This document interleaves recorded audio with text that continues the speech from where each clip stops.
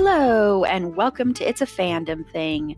I'm your host, Erin Marlowe, and each week I'm joined by a panel of guests to discuss all things fandom and pop culture, primarily from a female perspective. You'll find everything from fanfic, to cosplay, to Schitt's Creek, to Supernatural, and everything in between.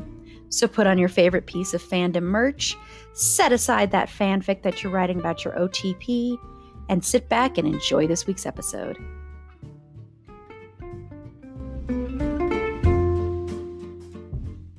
Hello, and welcome to this week's episode of Pop Culture and Fandom News. I'm your host, Erin Marlowe, and on Friday's episode, we are talking about the film My Girl. And joining me for this week's episode of Pop Culture and Fandom News in that episode is Carla. Hello, Carla. Hello, Erin. I'm excited to be on the episode on which I'm not going to cry. And I do want to say, poor Tiff. Tiff was supposed to be here, but Tiff is not feeling well. So sending love to Tiff, and we will miss you on this week's episodes. Yeah, I am excited to talk about My Girl, and I'm excited to talk about this week's episode of Pop Culture and Fandom News. So let's get right to that. So Carla, what is one thing that you're wanting to talk about? Very strange thing happened to me because my New Year's pop culture resolution is to listen to more, current music, stuff that's being released throughout this span of time as opposed to all other spans of time through which I've lived. So recently, a new album was released by Robin. Okay, so here's what happens. So Qobuz, which is the streaming platform that I'm using to listen to music, they have a featured album of the week, like any other streaming platform, whatever. And they happened to feature Robin's new album. And I was like, sure, why not? Not a huge fan generally, but whatever. I put it on. Oh my God, I listened to that on repeat for 3 days straight. I am really enjoying it. I'm not like a dance pop kind of person generally. That's not really my kind of thing. There's not enough suffering, really. Not enough, angst. No, I know what you're saying. Even lyrically, it's I can't take you seriously while I'm jiggling my booty. I'm sorry, I need to cry. If it's not causing me to, get my therapist on the phone, then why am I even listening to you? But this was really good. It's a very grounded album. The things that she covers lyrically are very much about maturing and, aging, but it's fun. And the music is really catchy. I'm really enjoying it, and I'm very surprised and confused. So, as a thought experiment, this New Year's resolution is working out very well for me. I'm going to become a more evolved human being by the end of this year. Just you watch. Just you watch. Just you wait and see. My brain is going to become huge and full of current pop culture, not just everything from the 80s and 90s. Yeah, I already forgot what my resolution was. I did. I've already forgotten it. Well, listen, I know it's only been 3.5 months, but it's been a long 3.5 months. So, yeah, nobody can blame you for forgetting that at this point. Yeah, I mean, the one that I made the last year, I totally bombed and forgot I'd made it too until I had to put together the clips of what I'd made. So we'll see. I have to go back and listen to that. I'm like, you can hear what our pop culture resolutions were in the first Pop Culture and Fandom News episode of the new year. So I am into the series, the limited series. I don't know if there would be a second season, but of Something Very Bad is going to happen on Netflix. I want to just let everybody know, this is being touted as a Duffer Brothers series, and the Duffer Brothers did Stranger Things. They're just executive producers, okay? This show, and yes, that's big because it's the finance part, but this show, every episode is written and directed by a woman and not just one woman. So I want to make sure that people know that, because I think that's kind of getting lost in the conversations, except for people talking about it online. Because this movie very much deals with some very real fears that I think people who identify as women struggle with. It is definitely a horror movie. This will just give you a heads up stuff that's in there. I Googled how much fake blood is used in this show. But it's about woman who is heading to the mountains outside of in New York, somewhere in New York, to meet the family of her fiance. And she keeps having a feeling that something very bad is going to happen, and all this weird stuff happens and everything. And her fiance, Nikki, his family is very like cold and weird, and they're rich, weird people, which is something we see a lot of in horror movies. And that's part of it. And I do want to say for people out there that are sensitive to this, there is a lot of stuff having to do with animals. Like there is taxidermy of dogs, and you see like the process of a dog being taxidermied. There's also a lot of stuff that happens to foxes. So just a heads up on that. If you can't handle that, there's some of those scenes that might be very off-putting for you. I think they actually are pretty necessary with what this show is really about, which I'm not going to say because it'll spoil the whole thing. I know some people are confused by the ending. I really like the ending of it. I think the performances are all really good. It stars Camilla Maroney, Adam DeMarco, Gus Burney, Carla Crome, Sawyer Frazier, Jeff Wilbush, Ted Levine, Jennifer Jason Leigh, who is so weird in the show. But she's very good at playing weird. That's like kind of like her niche. Zlatko Burek and a bunch of other people.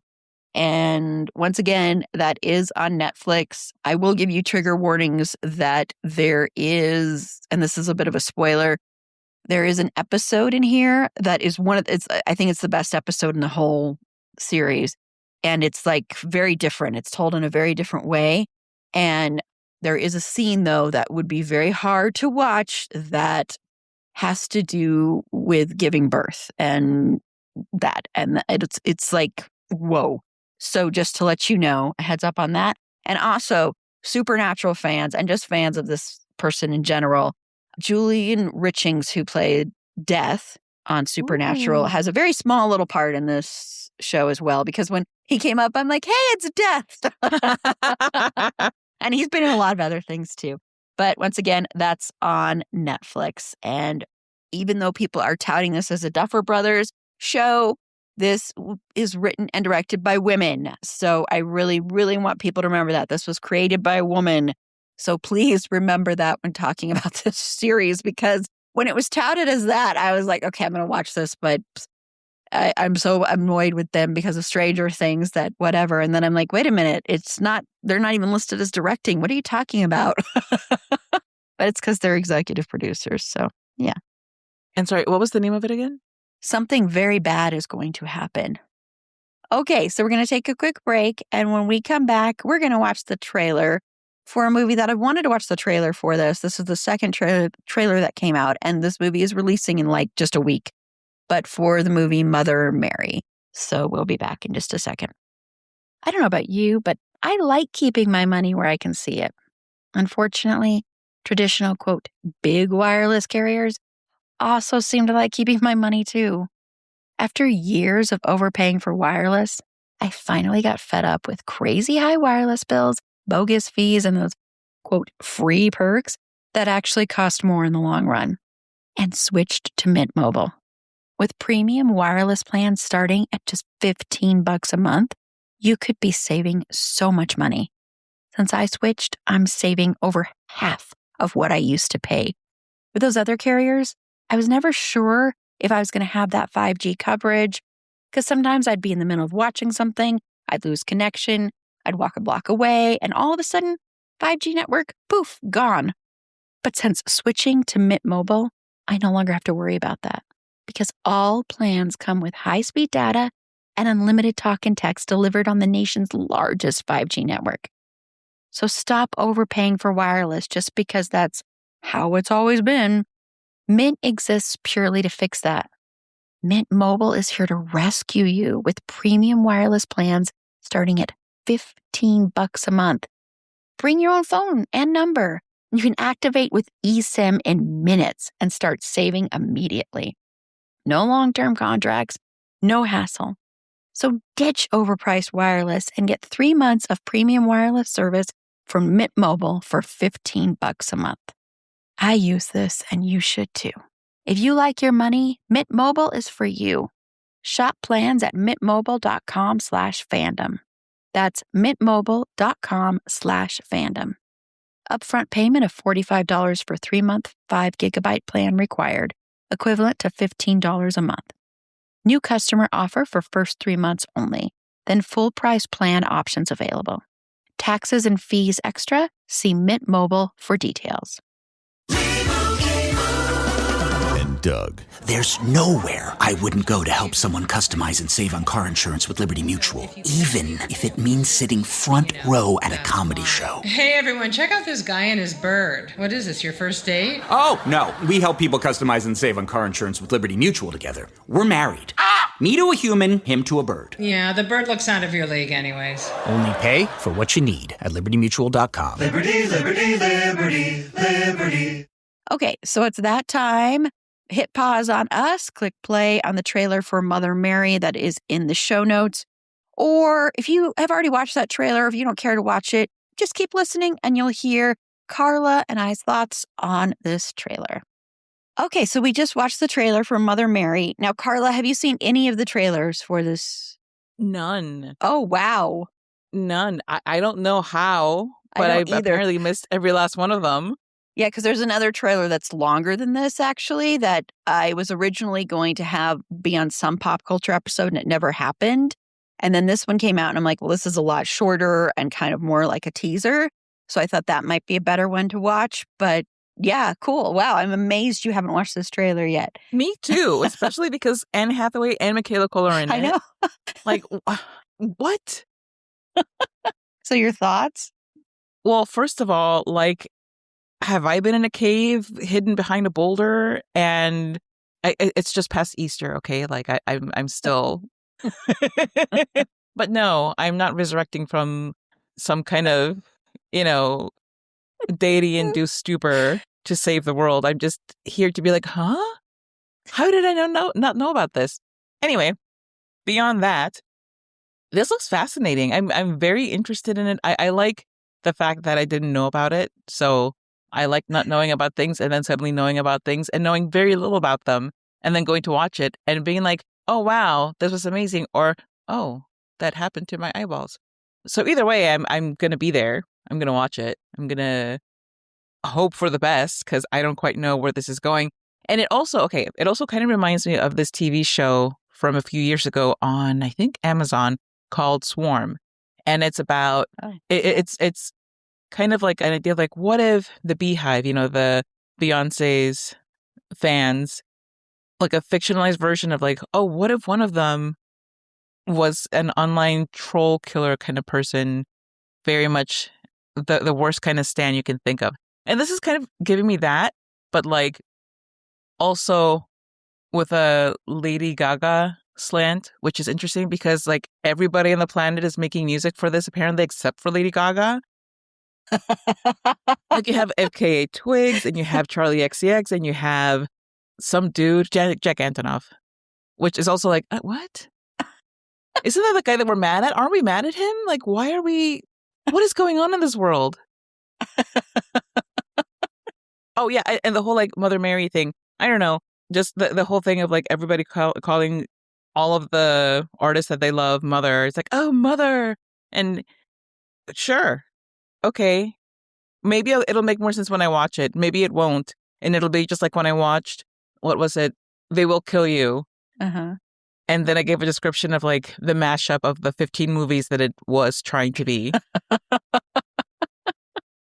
Yeah, I'd be curious how you would think, what your thoughts would be if you watched the longer trailer, because it's revealed a little bit more what their relationship is. So that's why I'd be curious, because especially when you said what you said about it reminding you of that show Swarm, which I could see in both trailers, but I just would be curious.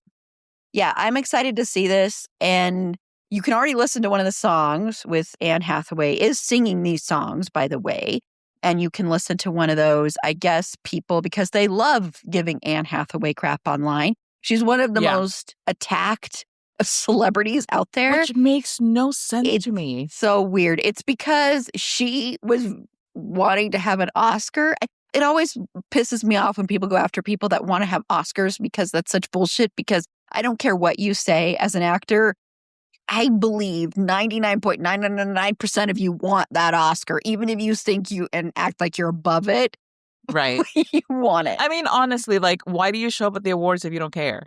Yeah. And she had to host a whole ceremony with stupid James Franco and carry that whole ceremony of the Oscars. She was so thrown under the bus. Yeah. So, and actually, D'Angelo, the creator, D'Angelo on YouTube was talking about this very thing and about the song that just got released that she's singing and everything.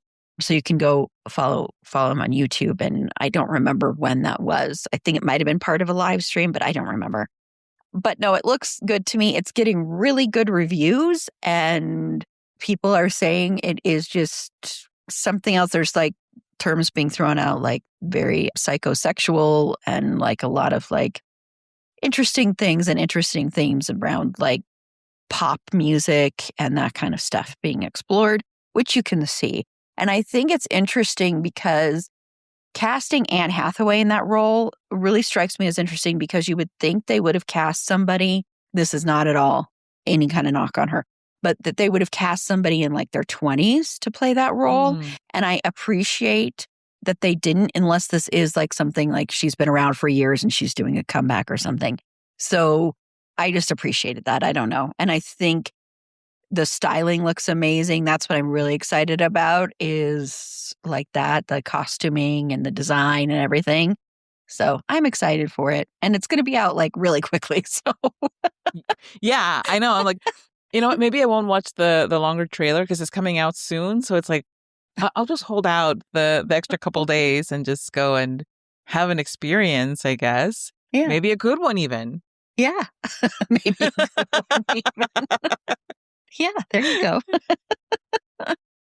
Okay, we're going to take another quick break. And when we come back, we are going to talk about social media content moderation and how horror movies, and a recent little slew of them, have been kind of focused on that, and how horror in general is a reflection of what is going on in society at that time and the biggest fears. So we'll be right back. Okay, so, and I'm going to read this headline from Variety because this is what inspired this. It's just, this headline for some reason just gets me.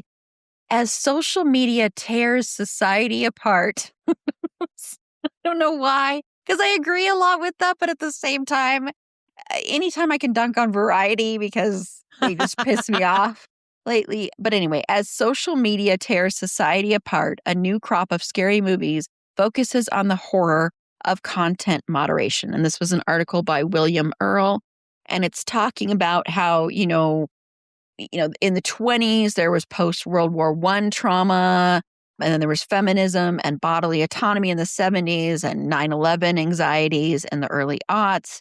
And lots of films, like he states here, even if the films weren't overtly political, they reflected real life jitters. That's why when people say horror isn't political, I'm like, you have never watched horror in your life if you say that. So because social media has, it's splintering everything, it's spreading fake news, and there are people that do have to be content moderators, which I can't even imagine having that job. It's got to be incredibly stressful because the things you're going to see. And so there are a slew of movies coming along, horror movies that reflect this, like a movie Monitor that was at South by Southwest recently, in which a demon is triggered by a blocked video. And there is also a comedic anthology, Grind, which features a key segment in which a moderator's existence drives him mad. And then there is just released was the reimagining of the notorious cult film Faces of Death, which is about the same kind of thing, where it is showing somebody who is a content moderator and some horror that comes from that. I recently watched a TikTok today, actually, from somebody who said this horror movie, Faces of Death, is like a really fantastic horror movie for our times, and especially about talking about the horrors of social media and how desensitized we have come to violence and to seeing violence on our screens. So I wanted to know, Carla, do you think social media is the greatest horror landscape for right now? I don't think so. I think there's certainly a lot of horror and horrible things to be found in it, but I also think that it is more of the thing that's distilling the actual horror for us. So it makes the horror simultaneously more tangible and more distant. And what I mean by that is that there are so many awful things going on right now in the world, in the country, even in your local vicinity, I'm sure, wherever you may be, if you're in the United States, especially. And it's a terrifying time to have any kind of awareness. And we have that. We have people lying to us about everything online and, manipulating their appearance and their life through AI, just flat out lies, presentation, etc.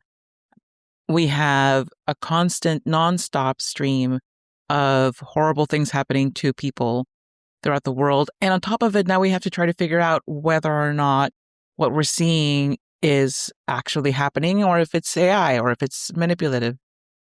But social media is bringing all of it to us very close to our faces.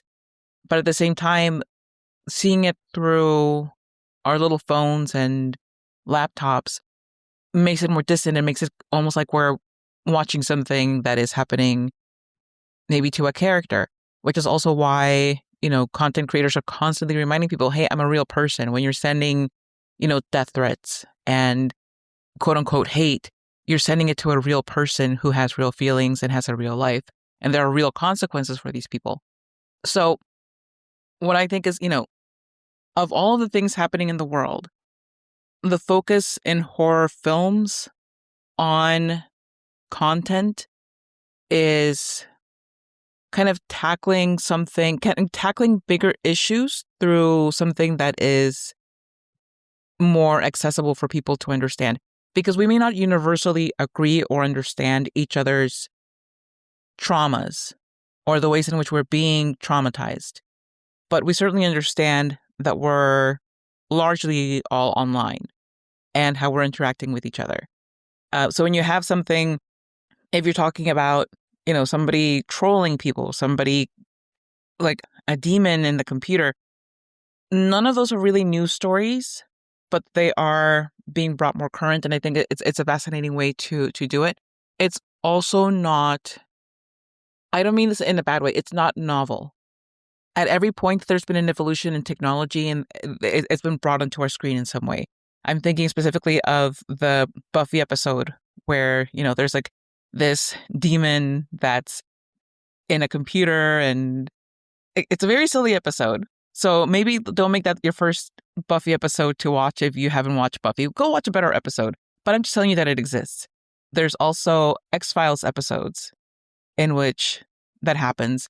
More currently on the show The Rookie, there's an AI thing that is simultaneously terrifying but also incredibly helpful, which I think is just propaganda, also putting in AI propaganda. That's just my theory, whatever. But I just really think, with so much going on, you want to put out a movie that tackles real issues, which horror always does and always has done. It is inherently a political genre. But this is, I think, a way that it's more like even playing field for the wider audience. Yeah, I kind of see this as more like social media. While there are tons of things to critique about social media and delve into, I think social media is kind of a symptom of the wider disease. And I think the biggest disease out there, well, one of them is capitalism, at least in the United States. That's the big disease. And I do think social media is a symptom of that disease because capitalism shuts you off from humanity in a lot of respects. And social media can shut you off from that too, because you are hiding behind a screen and you forget the people you're talking to or viewing are real people. And I think, when you have the person in the White House sharing an actual live footage of somebody getting murdered, and you have stuff like that going on, that is horrific. And that's horror in itself for a vast, vast reasons, for the racism tied to the reason that was posted, to all the dangers out there by people being desensitized to watching that, by people being, I don't want to say forced, but in a way manipulated, to all the fake news, to the way social media has been used to manipulate society. But I think, making these movies and centering them on people that have to sit there and absorb or view the worst in society online. I mean, there are reports of the PTSD, the level of PTSD from people that have to do that, the levels of depression, I'm assuming the rate of suicide or of suicidal ideation has to be pretty high in a job like that. And I think it's interesting to set horror movies in that landscape, because I do think horror is political, just inherently political.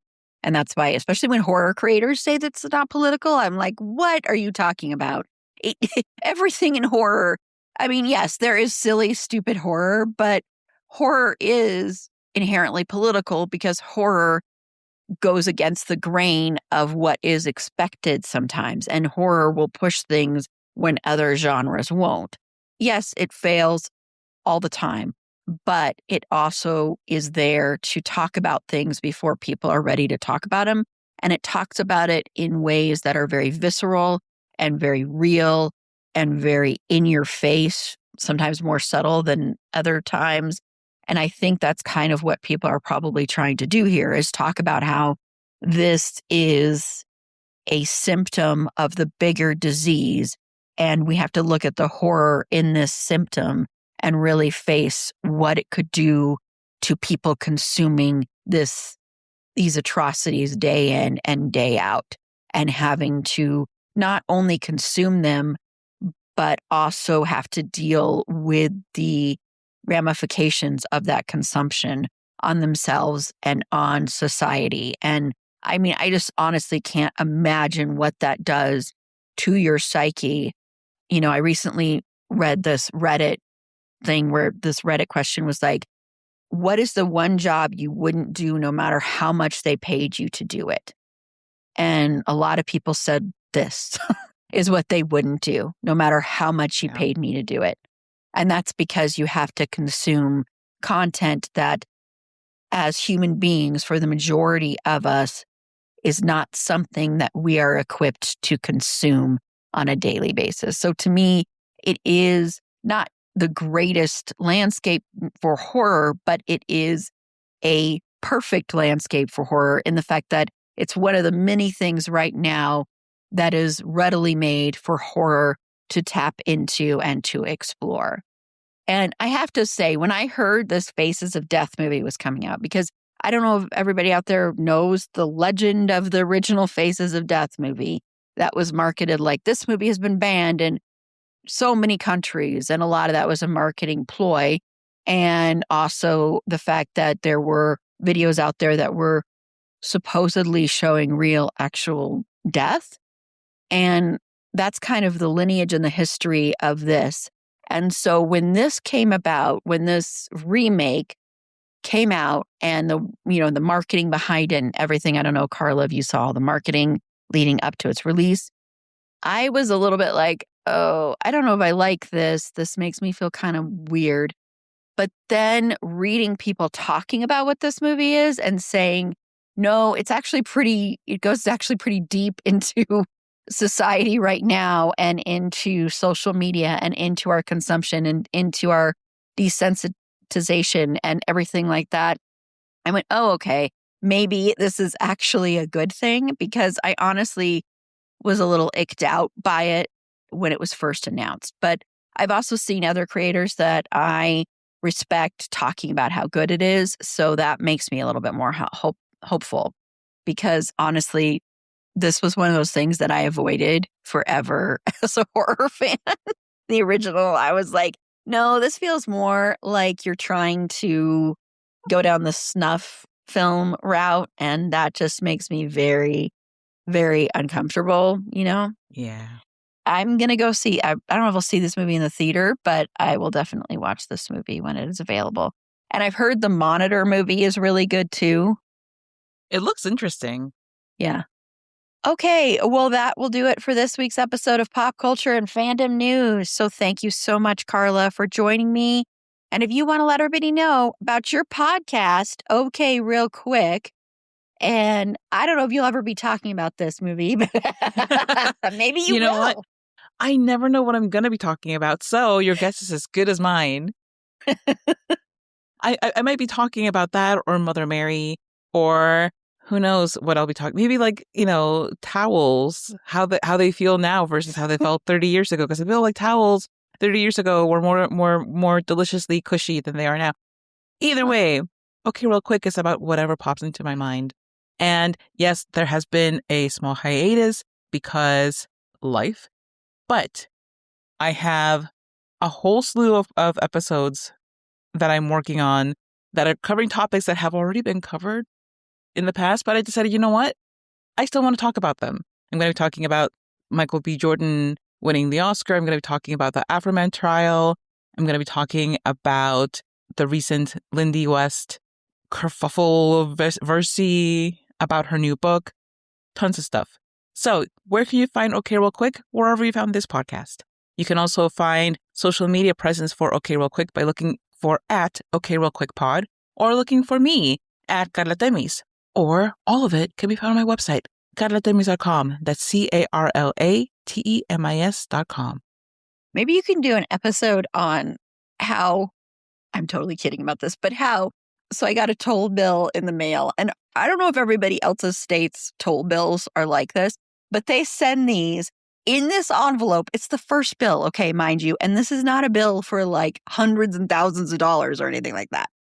That always says, toll bill enclosed, open immediately. Like as if you have been ignoring this bill for like eons and you owe like hundreds of dollars. This bill was like for $20 or something like that. Oh my God. I've gotten ones that are like for $6 and they all say this on the outside.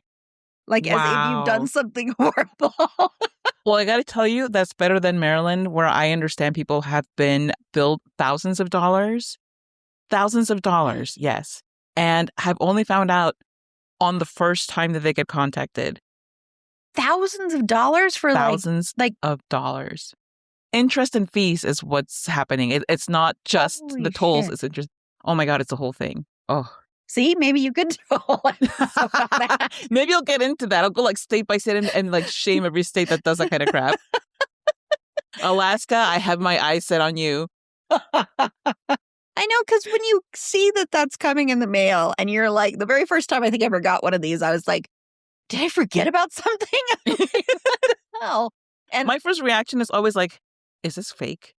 Yeah, that too. Yeah, if I didn't know it was real, you could think that too. Because like there's that whole scam, at least here in Colorado, I don't know if it's in other states, where we get texts saying, you owe so much money in back toll bills and we're going to come arrest you. So you better click here and pay, one of those scam text things. Oh my God, yes. So yeah, but anyway, sorry. I just had to, I've been meaning to express how annoying those are to get because it's like they're yelling at you. And it's the I'm first glad bill. that I could be here to process this with you. Thank you. But Fergie doesn't give a crap about that. Fergie would never pay a toll. No, Fergie would be like, you pay this. I'm a dog. It sounds like a you problem. Yeah, exactly. That would be exactly what she would say. But Fergie the dog would probably really want to watch Faces of Death. Right up her alley. Yeah, and probably even Mother Mary. I don't know, maybe. But you can follow her on TikTok at Schroeder and Fergs. That's SCHROEDERANDFERGS. It's long, but it's worth it. To find all our past episodes and links to our social media, including our Discord server, head on over to our website. It's a fandomthingpod.com. And while you're there, consider becoming a Patreon supporter today. For as little as $3 a month, you get ad-free episodes, you get episodes a day early, you get bonus content, and occasionally you win prizes. Like for our upcoming marathon streaming event taking place on Saturday, May 16th from 10 a.m. Mountain Standard Time to 10 p.m. Mountain Standard Time, where you will see me just streaming on YouTube with a bunch of fabulous people are going to be joining me, including Carla. And we're going to do like trivia, other great panels. We're going to do a late Christian fucking Bale birthday celebration, all sorts of things. And during that, we also give away prizes to our Patreon supporters. So some of you could win prizes. And we just got a prize donated, a horror prize, which I will eventually be releasing all the prizes. So you could potentially win that prize. You could potentially win some other great prizes by becoming a Patreon supporter today for as little as $3 a month. So click the link in the show notes or head on over to our website. It's a fandomthingpod.com. Click the support us tab there. And on Friday's episode, Carla is going to join me to cry as we... That's all we're going to be doing. Can you imagine? What a kind of... Man, that would be hard to listen to. Just crying. Just blubbering the whole time. As we discuss the movie My Girl. So until next time, remember, it's a fandom thing. Black Lives Matter, Stop Asian Hate, and Free Palestine.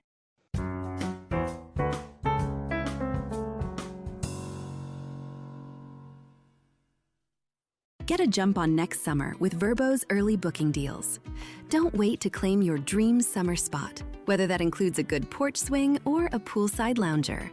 When you book early, you get the best places at the best prices. But back to poolside loungers. With Vrbo, you don't have to reserve any loungers. They're all yours. In fact, the whole private home is yours. Book with early booking deals, and you can lounge around all summer long however you please. Book with Vrbo.